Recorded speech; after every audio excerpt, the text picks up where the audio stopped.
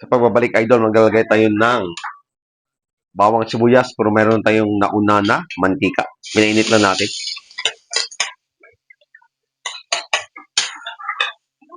Brown na muna natin to para lumabas yung aroma ng white onion at bawang. Pagka brown na, lagay na natin yung ground pork. May idea na ba kayo nung lulutuin natin? At kung hindi pa, abangan nyo idol. Meron akong mushroom. Light. Sabay na natin. Brown muna natin to. Meron akong pork cubes. Lagay na natin.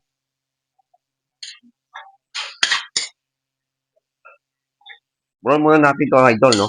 Para lumabas yung aroma na ang niluluto natin na giniling. Rock salt.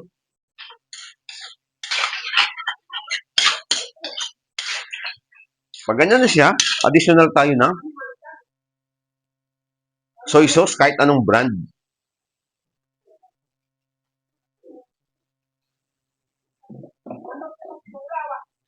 Kunting vinegar.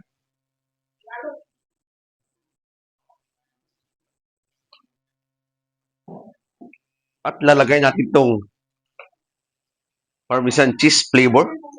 May idea na ba kayo kung anong lulutuin natin? Ito idol, isang klase ng spaghetti sauce ko. At hindi pa dyan nagtatapos, no? Marami pa tayong ibibigay. May ibibigay, may lalagay. Pasensya na po mga idol, masama ang pakiramdam natin. Sobrang init ng panahon.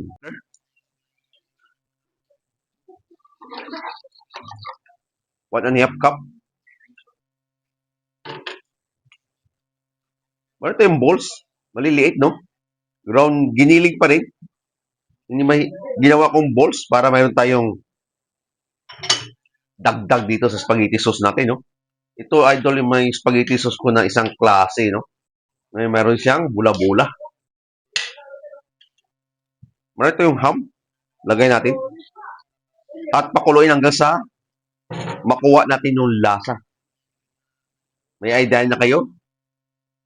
At pwede nyo nang gawin ito sa New Year, no? Bagong taon. Balikan natin to. Lutuin natin maigi. Lagay ito ng cheese. Din cheese. Panagdag aroma dun, no? Sa lasa ng spaghetti natin. Muscovado sugar, brown sugar, white sugar, pwede. Mix natin to hanggang sa maluto. At makuha natin yung lasa, no? Meron na kayong pang merienda, panghanda. Sundan nyo lang yung videos ko at makuha nyo yung lasa nito, no, mga idol. Baka tayo magtapos, ika nga, tikman natin kung okay na ba. Okay na yung lasa at luto na yung spaghetti sauce natin, mga idol.